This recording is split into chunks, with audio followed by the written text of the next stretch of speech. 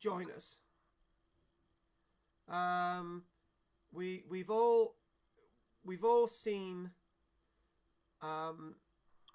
information and films, probably read it in books about the clearances in Scotland, and also to a lesser extent clearances in Ireland.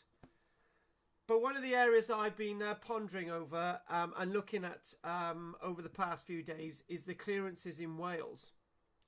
And when I was starting to look into the clearances in Wales, there's no information on them anywhere. I've looked into a few of my books. I've looked on the internet. There's nothing. And I did actually speak to a couple of people, and they said, oh, there were clearances in Wales. I've had another conversation with Michelle, and yeah, there were clearances before the 1700s in Wales of one degree or another. But when we're talking about clearances, we're talking about the type of clearances which were going on in Scotland, where whole landscapes were cleared of every single person to be replaced by sheep. Now, that brings me back to Wales again. Was the experience of the clearances evident in Wales? Did it actually take place? And then I started thinking, right, yeah, we did have people going over to Patagonia, and we did have people going over to North America, but they are not clearances. Those are people that actually wanted to go. So that led me back to the original problem. Were people cleared off the land in Wales?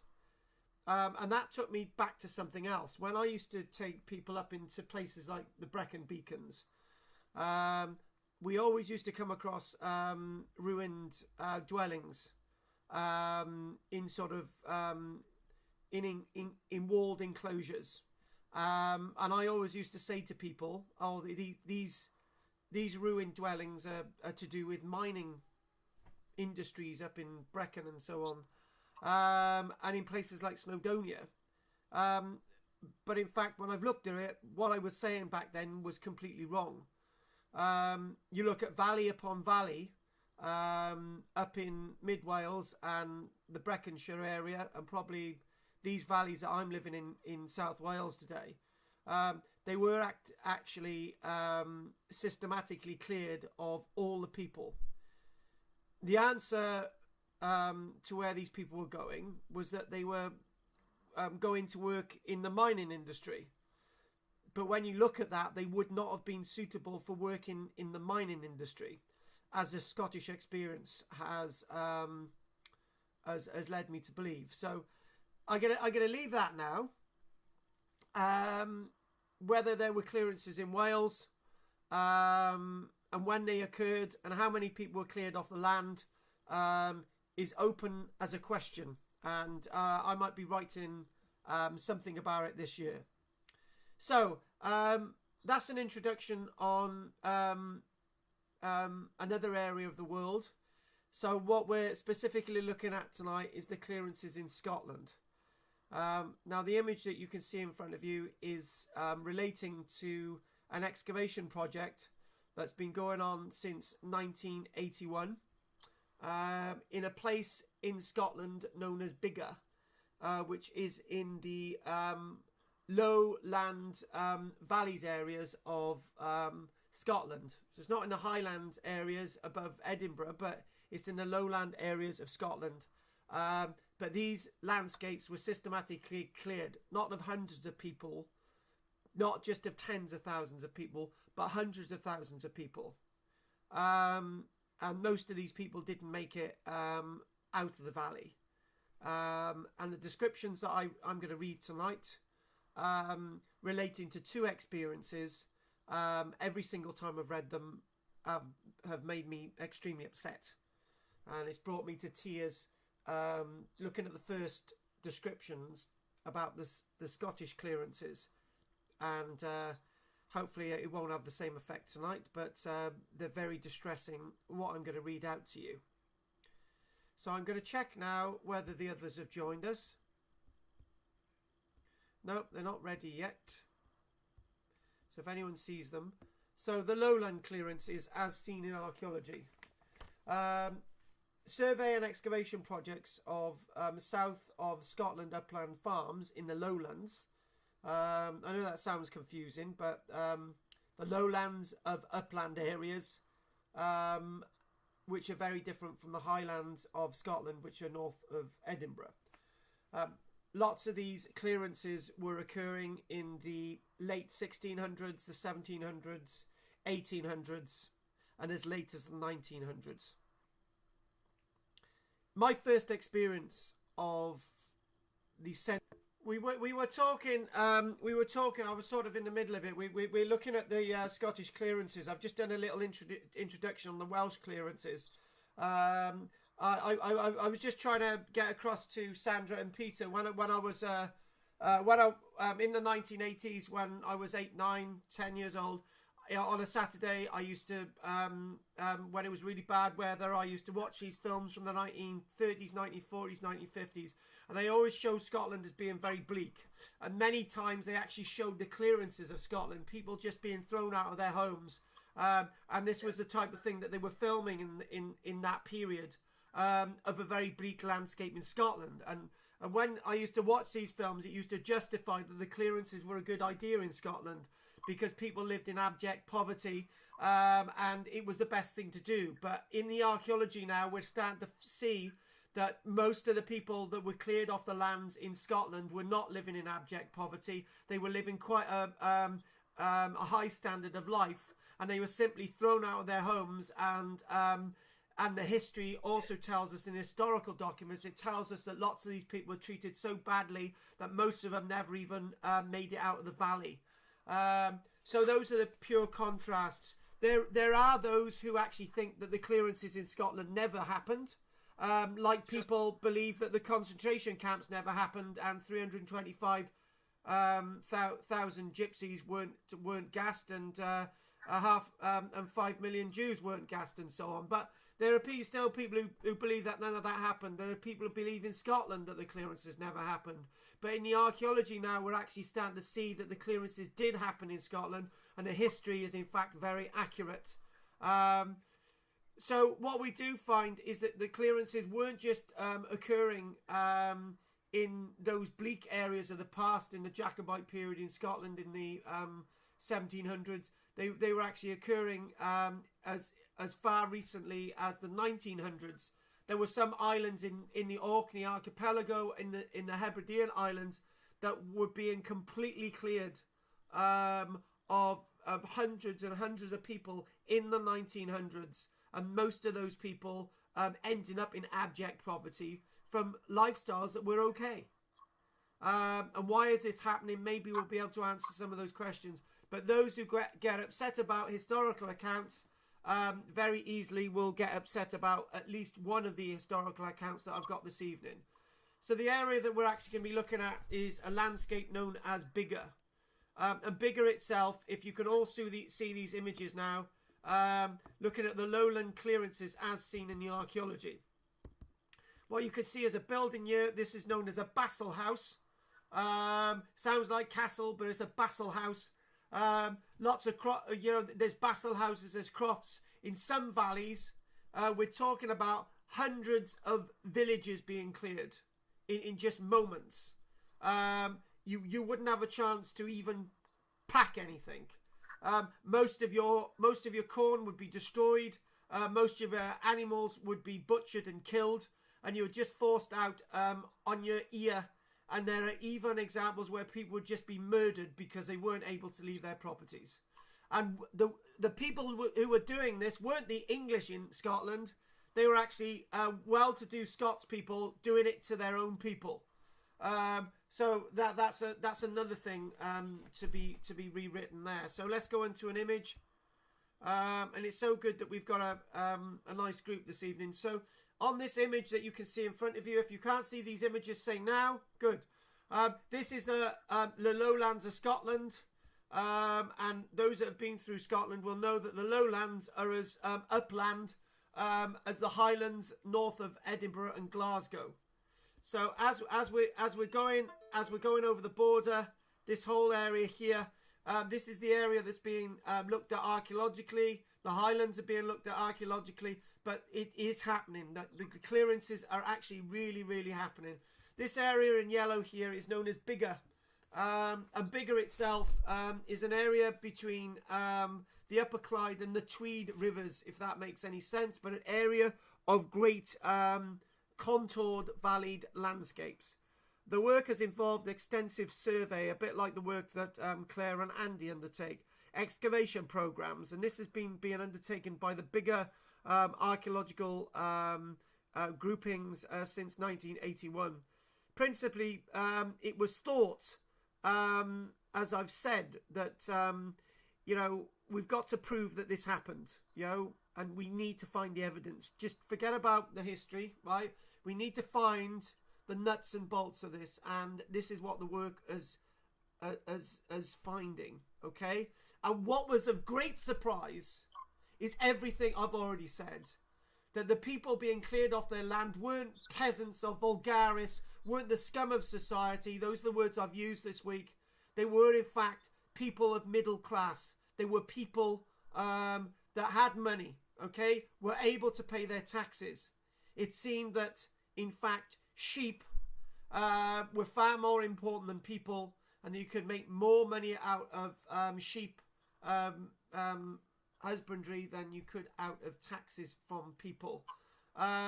It's said that the landlords in the 1800s saw that previously the monastic orders had kept sheep on large tracts of land.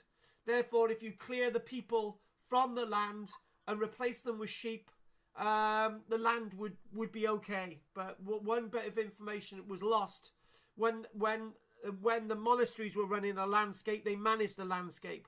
When the monasteries collapsed in Scotland, again in the 1540s, 1550s, not so long after England, all those tracts of land were taken over by people like you and I, and it was managed.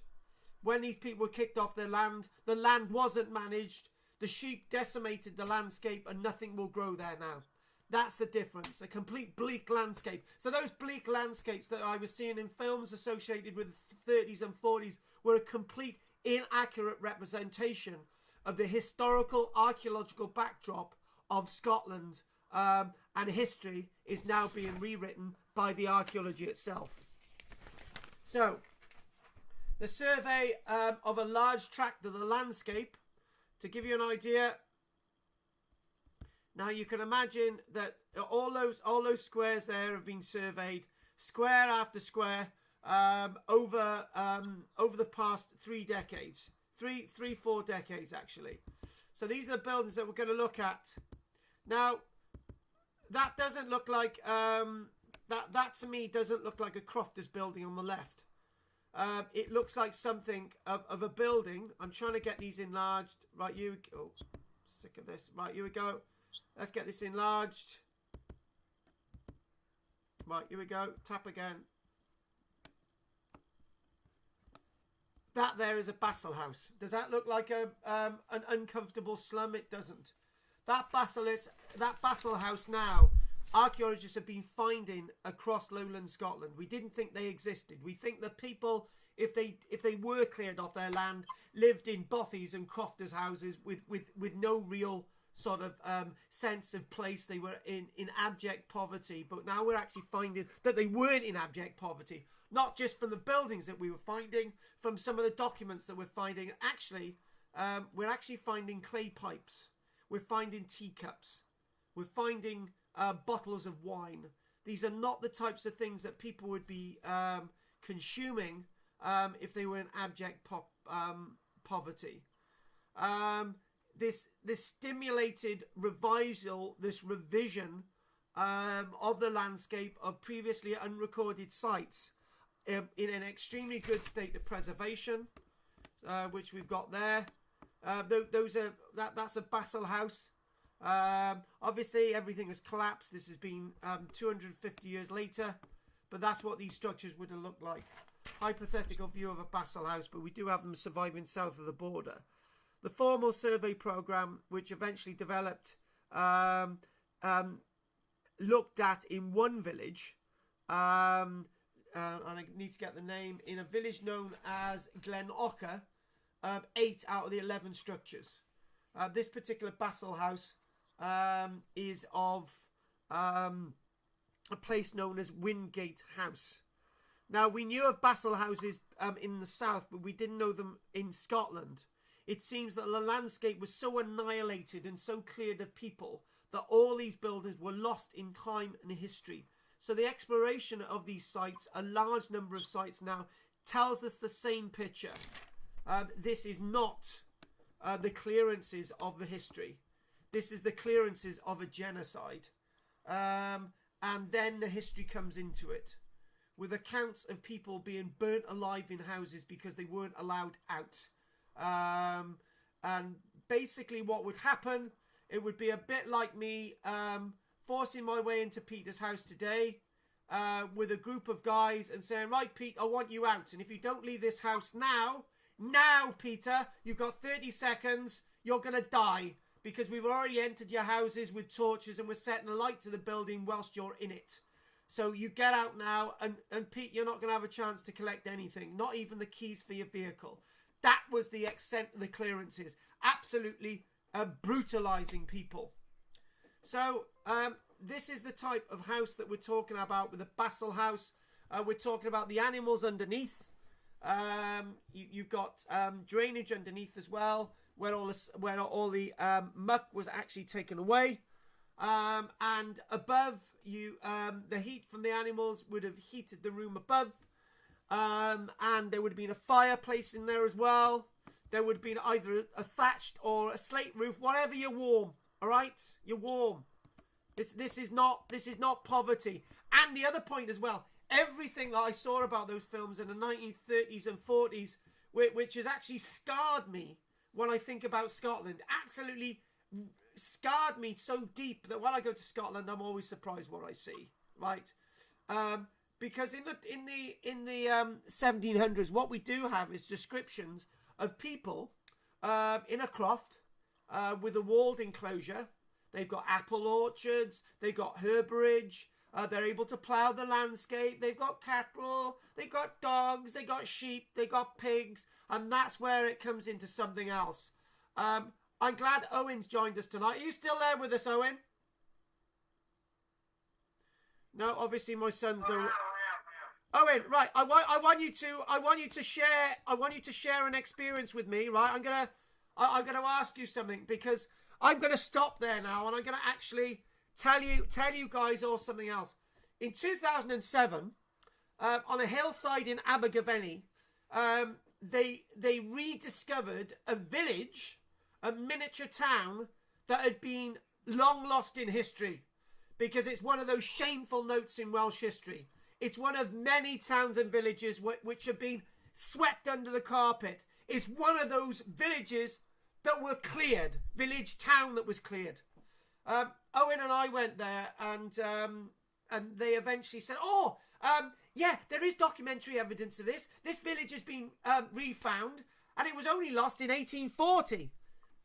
It was abandoned in 1840, and Owen and I wandered the main street of this village. On the right, you had a house with pigsties. On the left, you had a village hall, and there was a shop on the left as well. There was another house. There was a farm. I think along there was a school. It was absolutely heart-wrenching, the story.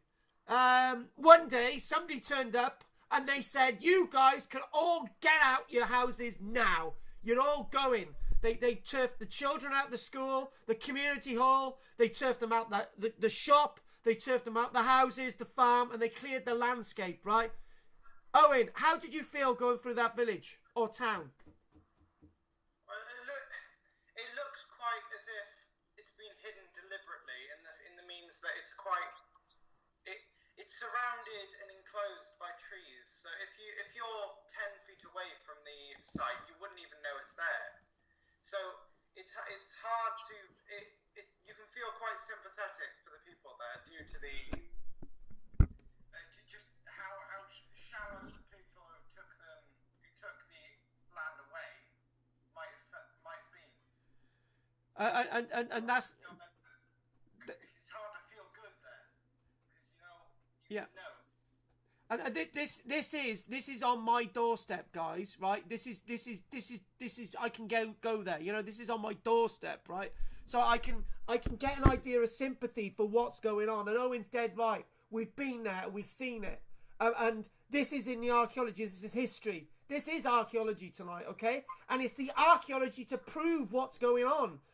If that village town thing hadn't been discovered in 2007, the idea of Welsh clearances would be an absolute anathema. They didn't happen, but they did. We've seen it, and we know that it happened. When you excavate some of these sites back in Scotland, you see whole bowls left there. You see cups. You see wine bottles just lying around. You see things that people would have taken with them. The potty, for example. The spittoon, they're just left there. They're just left strewn around. People have got to leave, okay? And they've got to leave their clay pipes behind with their tobacco in, right? They've got to leave their china cups behind. This is real. I've seen it. It's not a myth. This is actually why maybe I do history and archaeology, to tell you guys that in fact it's not just in the footnotes of history. It's real. It happened. And that's what archaeology is about, to see that. In Scotland, there was a big argument up until the 1980s. The clearances didn't happen. And then within the past 10 years, the Scottish government have actually been said, yes, it did happen. Shame on us that we've covered it up. Shame that hundreds of thousands of people were just kicked off the land. They had to leave everything. They lost everything, even their loved ones.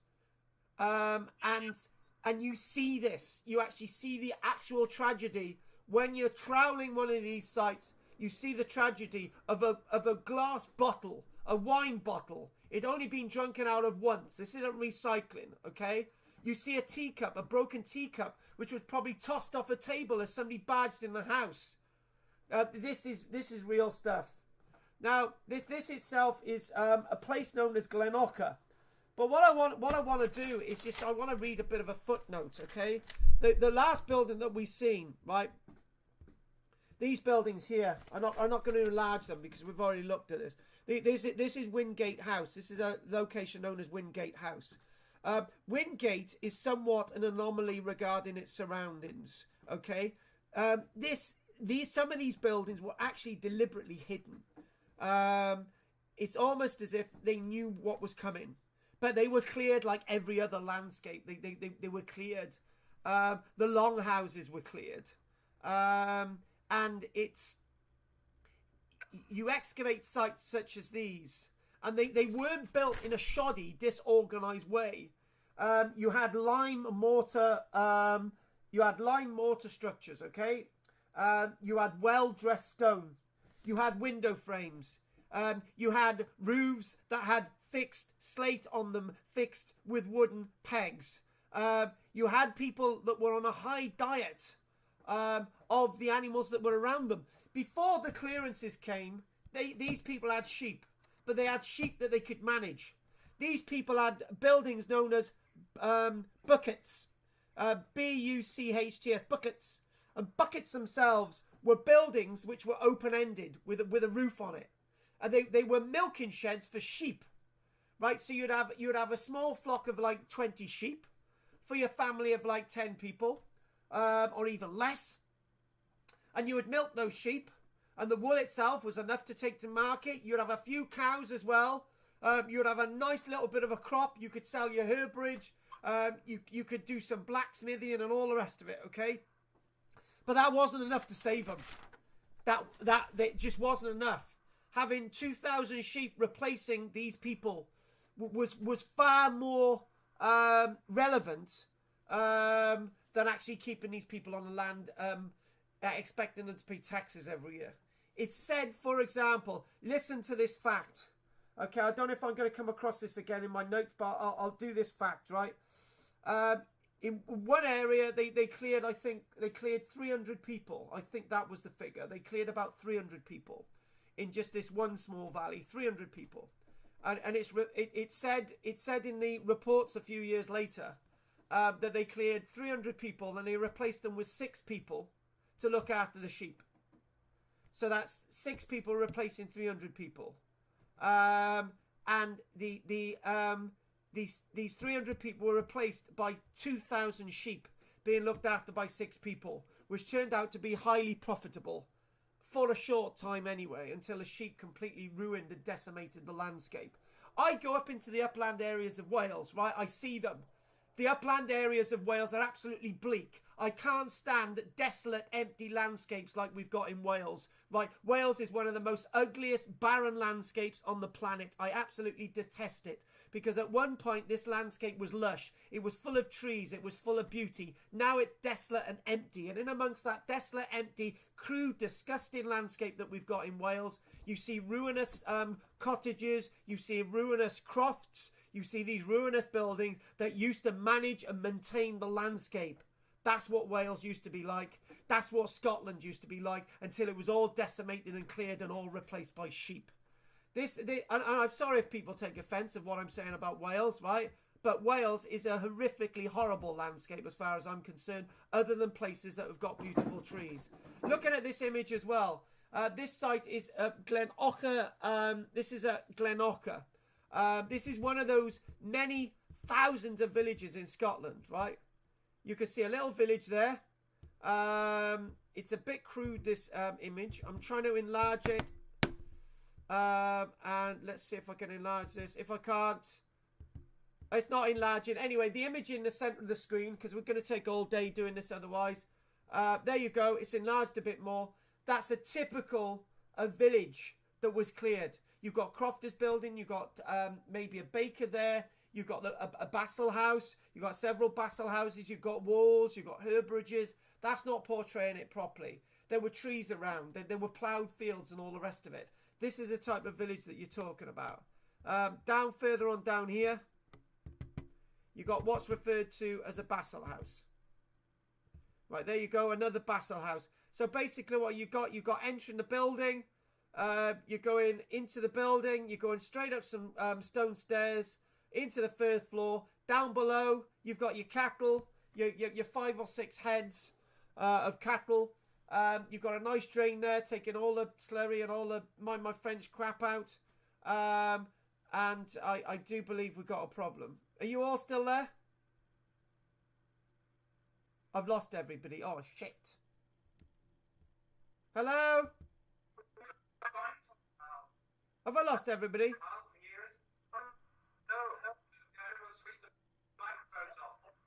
Everybody switch their microphones off because I'm having problems. I'm just trying to get the images back up a minute. I'm here. Right, okay. Okay. I'm going to use you, John, to tell me when the images are back up. Well, whilst we're waiting for the images to come back up, okay, I'm going to I'm going to read this, okay. This is Glen Ocher. Can you hear me, John? Yes. Right, this is Glen Ocher, the site at Glen Ocher. Glen Ocher itself, the surrounding landscape and remains of other buildings are what allows this site to be described as what's known as a firm town. A firm town is a cross between a village and a town. A firm town, a farm town. At least another 11 long buildings with a bassal house with stone footings with turf walls can be seen on the site, and 8 of these 11 have been excavated.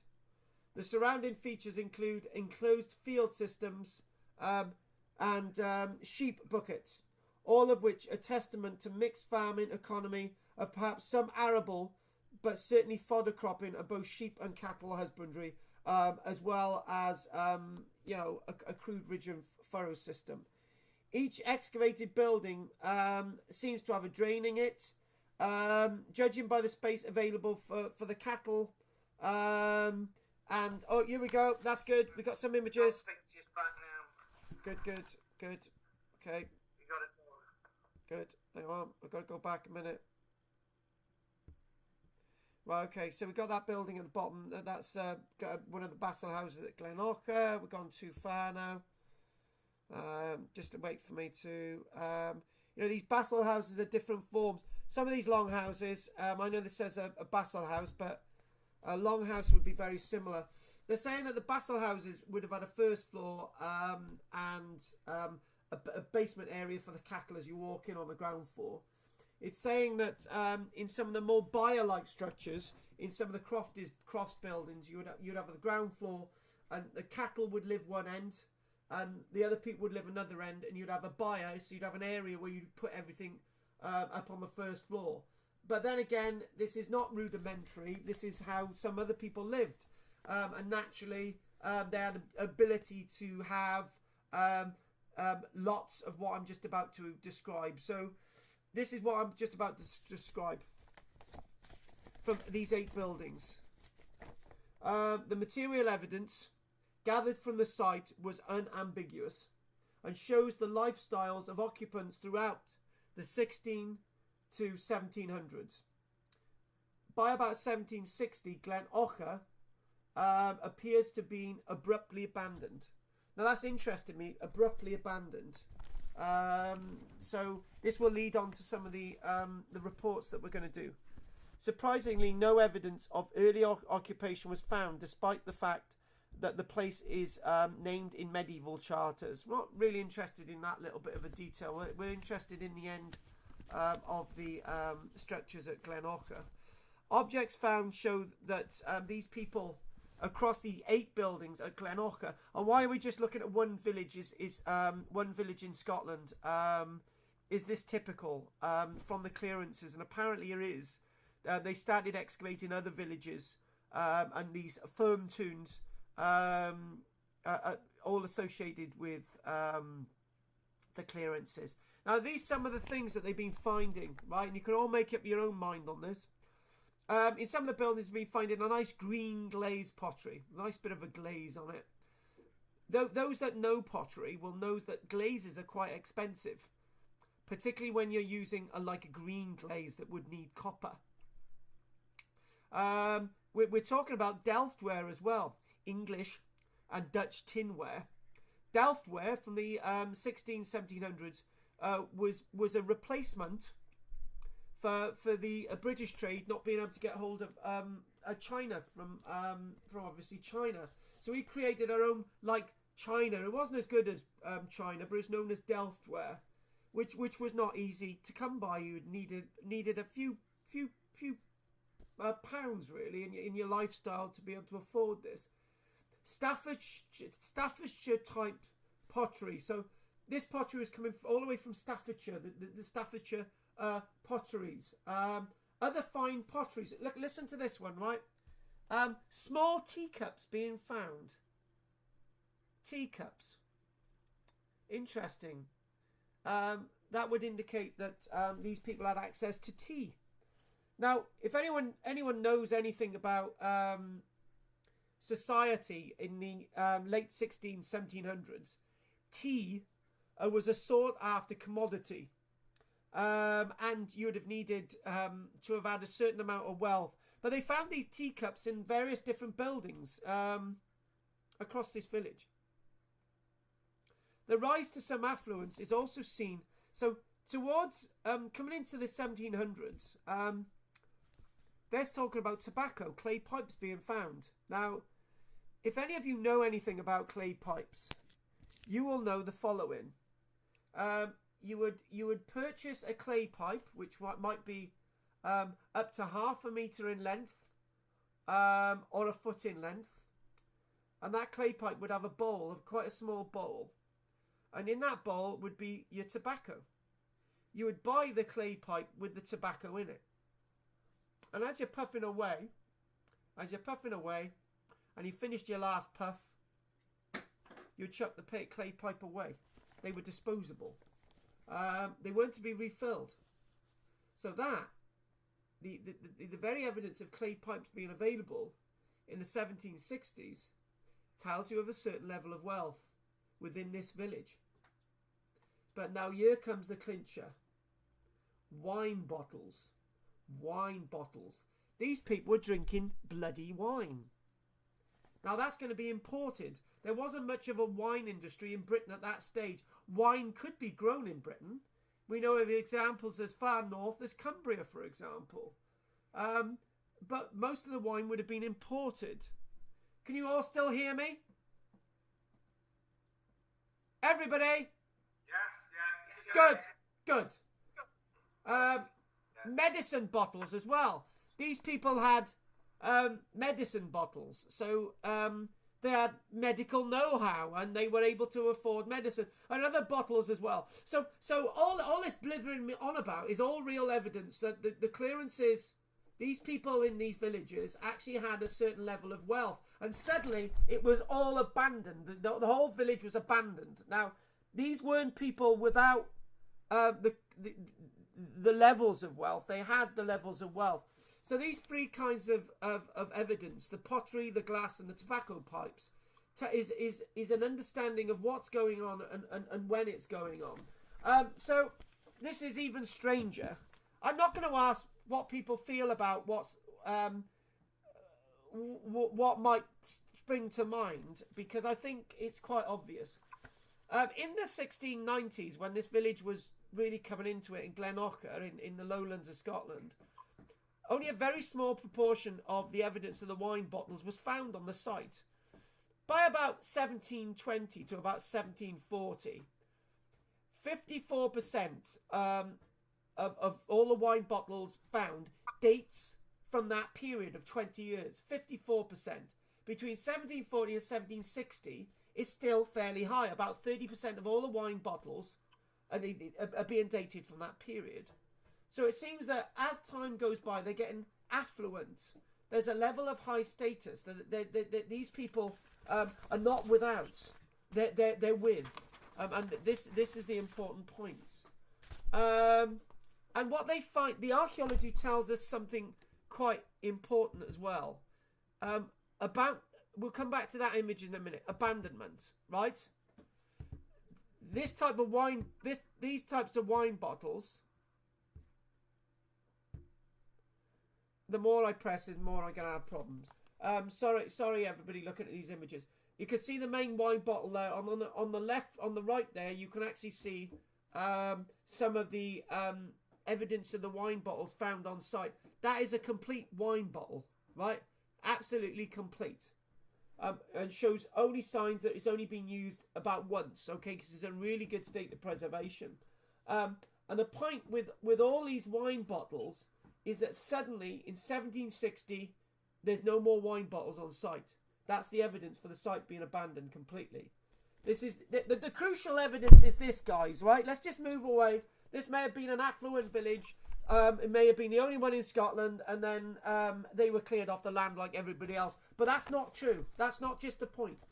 Village at Glengeith, the village at Winterclach, the other Smithwood, okay? Village after village down these valleys, Capelgill, Logan, village after village down the valleys show the same evidence. They show exactly the same evidence that people were cleared off the ground, cleared off the land. It's said, now this is interesting, that these people were able to employ solicitors. They actually had wills and testaments, and it showed some of the names of occupants and their families and neighbours and their relationships and what they paid in rent. The whole economy of the landscape is reconstructed from these vital documents. We know that they're fairly well off, and suddenly in an estate map of 1760, funnily enough, the estate map of 1760 shows Glenorchy as being the old Glenorchy. In 1760, it was cleared. They were gone. They were cleared off the landscape. Not on this site, throughout the whole valley. Everyone was cleared. The entire valley was cleared. Thousands of people through these valleys were cleared in a couple of days. And this, to me, the Scottish are actually starting to say, I know Gilbert would love me saying this, but the Scottish, some Scots archaeologists and historians are starting to say, this is genocide. This is mass movements of people. And we've all heard about what happened in the concentration camps. Before most people got to the concentration camps, they were already dead. Whole gypsy communities, their caravans would be set alight and forced to march to concentration camps. In North America, in 1892, the Trail of Tears. People were being moved from one part of North America, Native Americans, to another part, and most people didn't even get to the reservations. They died on the way. This is the same thing, and we were doing this. This is our own landscape, so we can, and we see this in the archaeology. This was very important to do this week after what we did last week. So, you know, we're seeing this over and over again. And we know that they're not just involved. They're involved in lead mining. They're involved in mining of other kinds, stone quarrying, and so on and so on. So this is not a lifestyle that is far remote from a civilized lifestyle that we'd see elsewhere. When archaeologists excavate a building like this, when you've got this stereotypical idea of what the past is about, you feel that all you're going to find is a couple of courses of stone and a timber frame building and nothing in it. But they were so surprised that what was being said was wrong. Even some of the descriptions of these buildings, one of the traumatic descriptions that I'm going to read out tonight, one of the traumatic descriptions of these buildings gives the impression that they were doing these people a favour. Shit. They weren't doing these people a favour. This was horror on the highest degree. And it's good that archaeology has been able to come in there and say, it happened. It happened.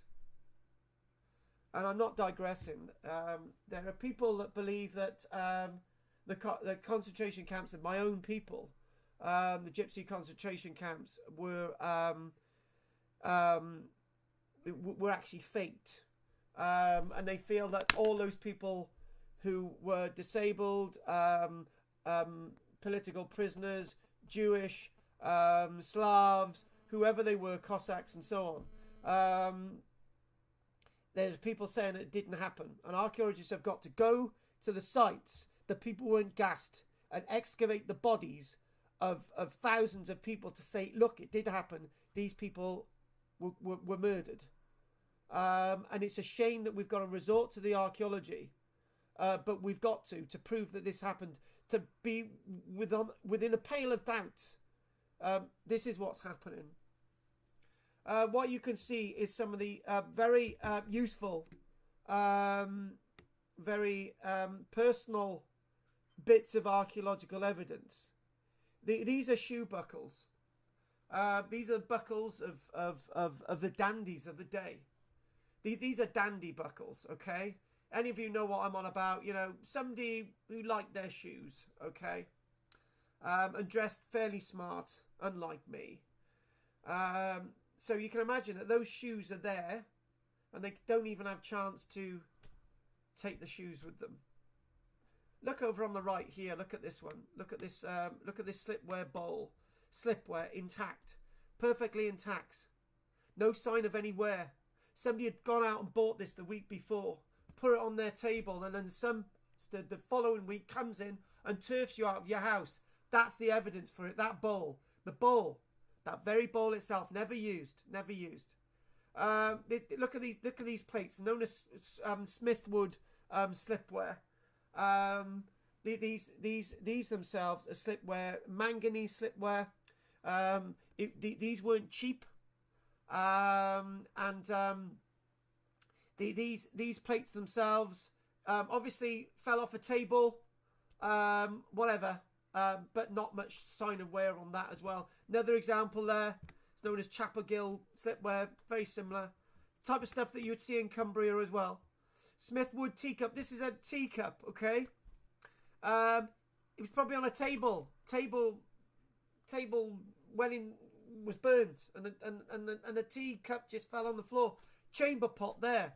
The chamber pot is the type of thing that you would see surviving on such an archaeological site. It's there. It's survived, perfectly intact. This may sound silly stuff, but it's not. It's deadly serious. And what I'd like to do is in a short while we're going to take a break.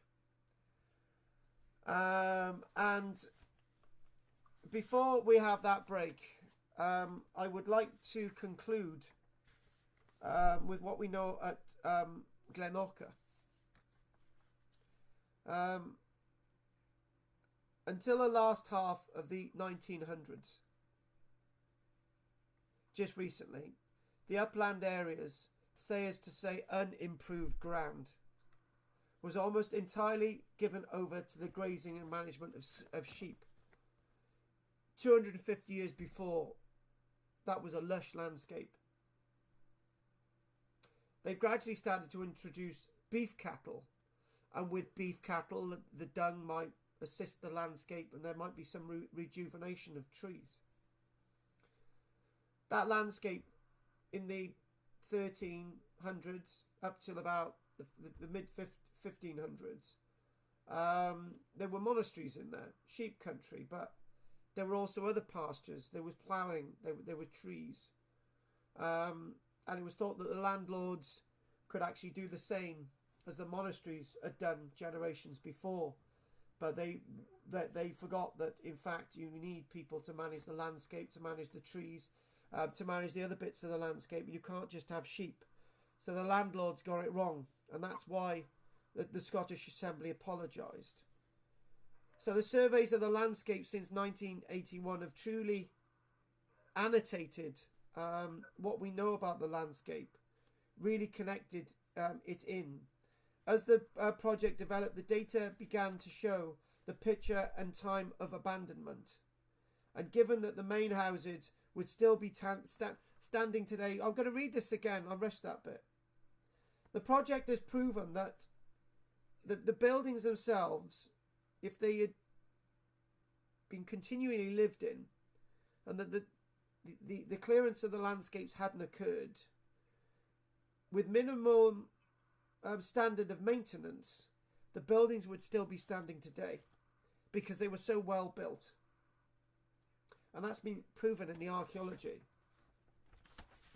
And in concluding, what we've done at Glenorca is that we've got evidence of the date of the abandonment, not just in the history and the archaeology. 1760, that's it. It's not just a map that's been put together in 1760. The archaeology tells us of one day, one moment. In fact, let's be really silly now. You know, I read out a press cut and I say, 2001 years ago on the 14th of August at 5:15, right? Let's just make up a date here, right? In the hot summer of August the 13th at 12:15, the people were cleared out of the village. That date's not accurate, but if you were going to put a time on it, you could be pretty accurate. At 12:20, their houses had been set alight. They had lost everything. Hundreds of thousands of people. So what we do know is that this happened, and that the overlaying historical data with the archaeology tells the picture. Let's just learn a little bit. A Basel house, a little bit more about what a Basel house is. Those interesting structures that the Basel house, there you go. Basel house is there. Have long been recognised as a building type, a sort of defensible building, a strong building south of the border, but now they started to be found north of the border. And you know, they're simple buildings that you keep your animals safe, and the warmth themselves could warm you upstairs without the need of a fire. The sheep milking buckets were first recorded in 1926, and they are mostly associated with remains interpreted as post-medieval settlements. You know, each croft may have had a bucket and several sheep to milk, and that's very important. So you got multiple economy here. and they are found near their settlements, and lots of sites in Scotland are known as Bucht, a bucket. And that's the name that you see spread across Scotland. Now, some of you may think that I may have gone a bit too far with my enthusiasm about Scottish clearances. But the worst is to come after the break in historical content. So, are there any questions? No. Did the people from Scotland speak Gaelic in those days? Is this one of the reasons why the language died with them? I've gone really quiet there because I'm gonna fast forward my slides, and I'm gonna actually answer your question with a table, and it will answer your question quite succinct for once. And here we go. I wasn't gonna do all this by any dog of the imagination. It's just my backup plan. Here we go. This is.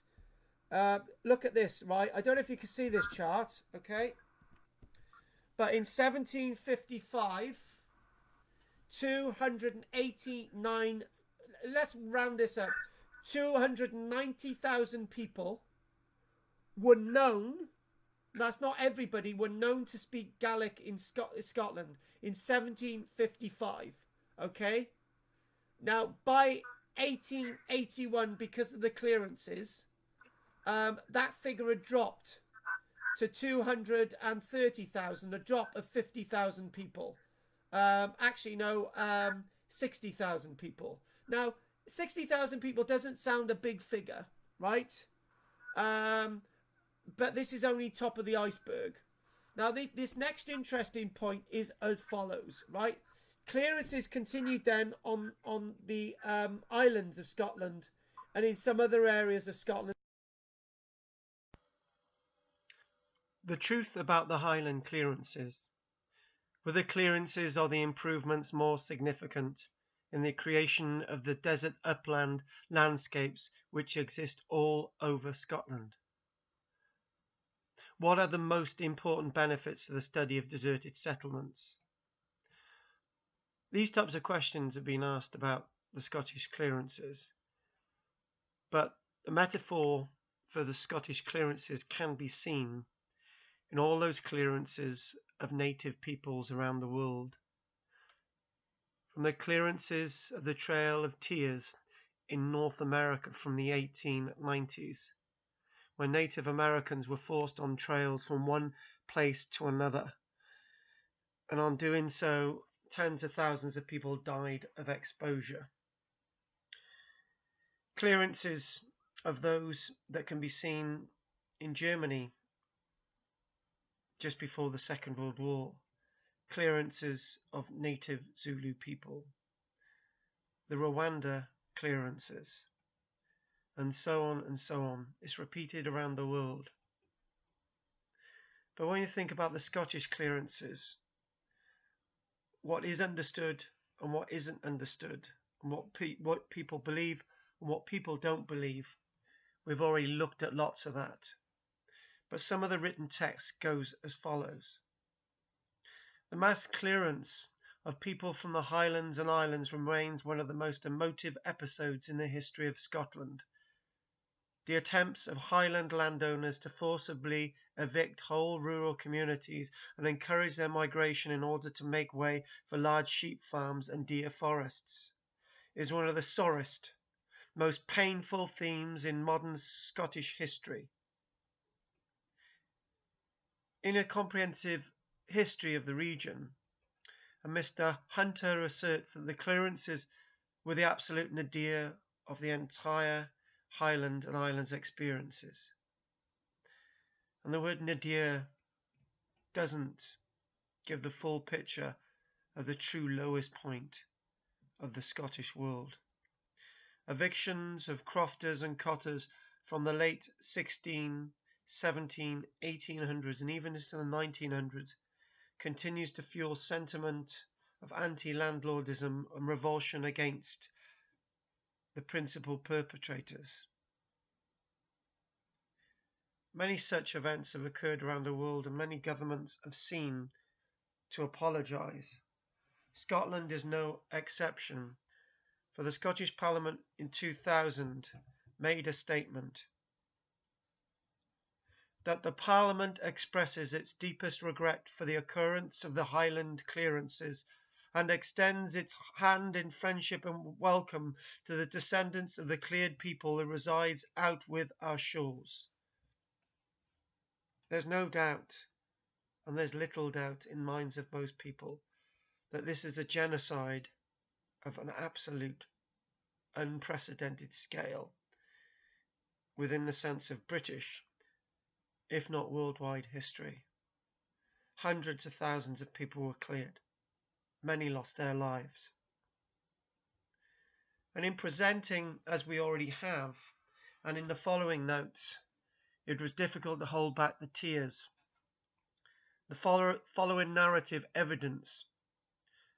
The Highland clearances are a series of events that we've already established. Within the established histories, Scottish history portrays Culloden 1745 as a watershed that marked the onset of the clearances. But the clearances went on and on and on into the 1900s. A typical account is a narrative starting with Culloden, highlighting particular events such as the Year of the Sheep in 1792.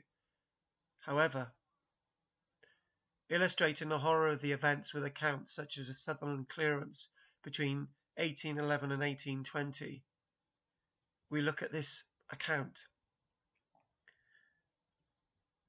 Patrick Seller did, upon the 13th day of June 1814, violently turn out Donald Mackay, a feeble old man of the age of 80 years, who, not being able to travel to the nearest inhabited place, lay for several days and nights thereafter in the woods.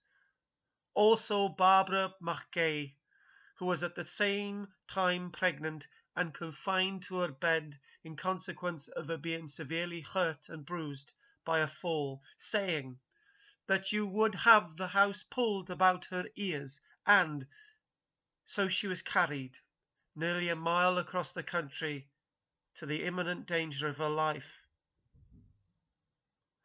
Also did turn out of his bed and dwelling Donald Munro, a young man, who lay sick in his bed at the time, and wickedly and maliciously set on fire, burn, pull down, and demolish the house and barn of Barbara Mackay, an infirm old widow, nearly 80 years of age, and who was obliged to sell 3 of her 5 cattle at an undervalue in order to support herself, her crop being destroyed from the want of her barn, and did kill Donald Macbeath, father to Hugh Macbeath, by unroofing and pulling down the whole house, where the said Donald Macbeath was then lying in his sick bed, saving only a small space of roof, whereby the said Donald Macbeath was exposed, and in consequence died about 8 days later,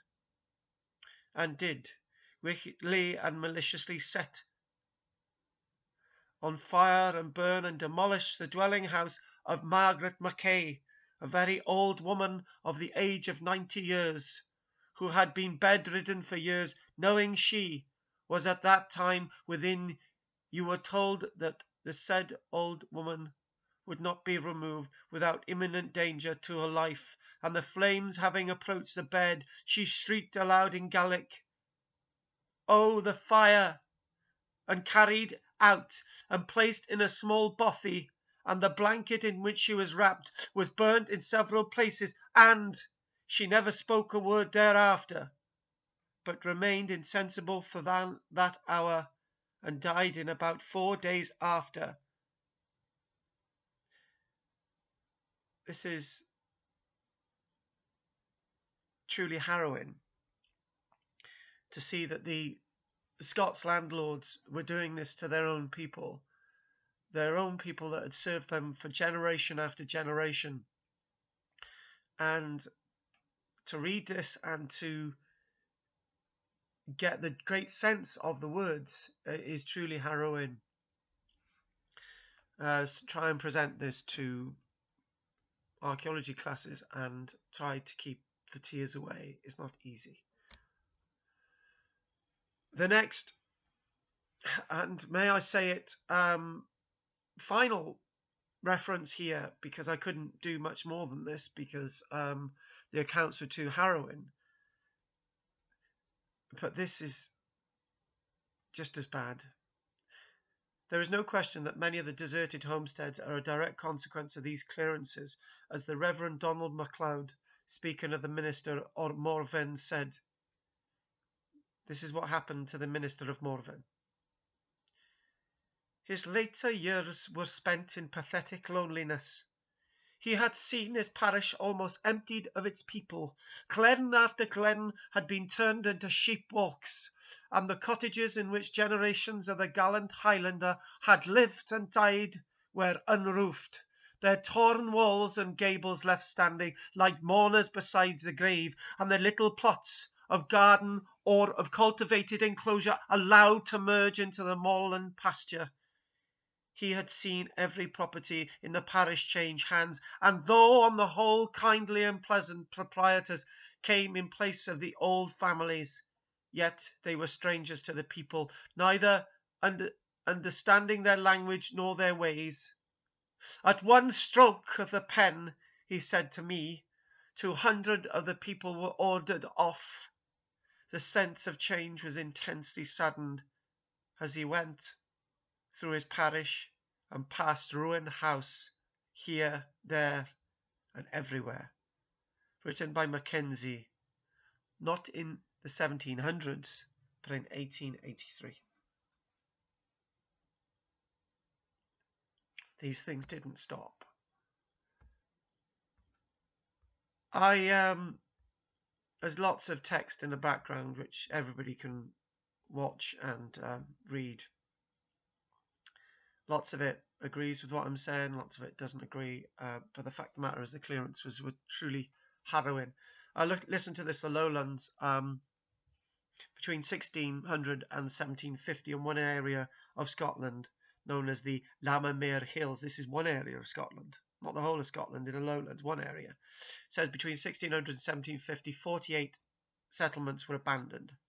Now, that's substantial. Between 1750 to 1800, 21 settlements. Again, 1800 to 1825, 54 settlements abandoned. And between 1825 and 1860, 70 settlements were abandoned. Does that give the gravity of just one small area of Scotland?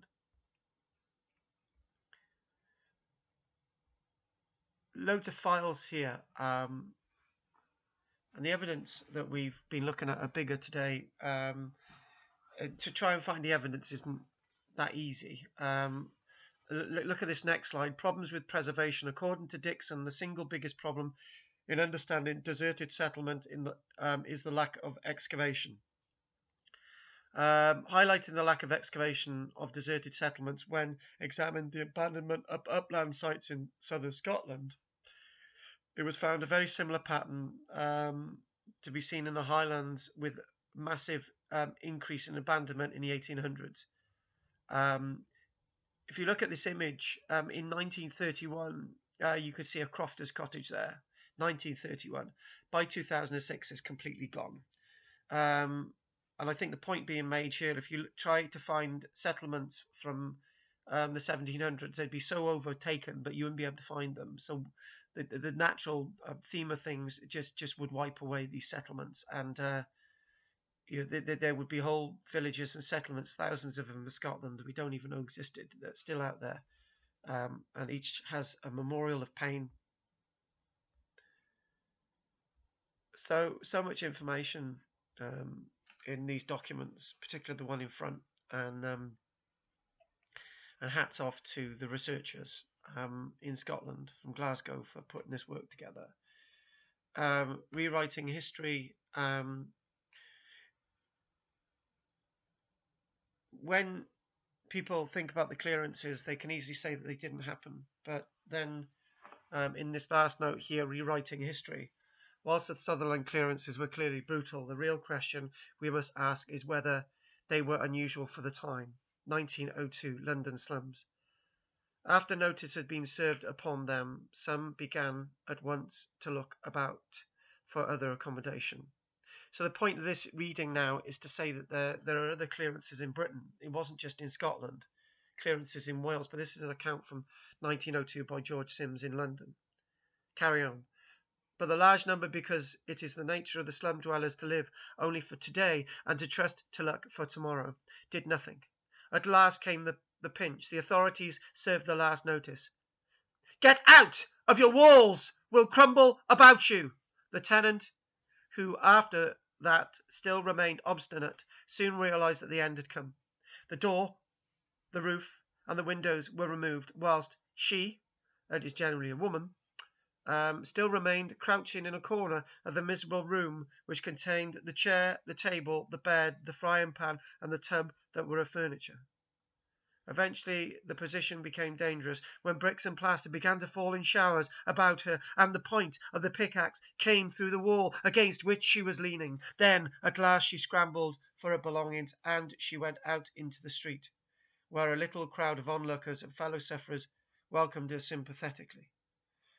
Sometimes a whole family, the head having failed or neglected during the period of grace to find accommodation elsewhere, is turned into the street.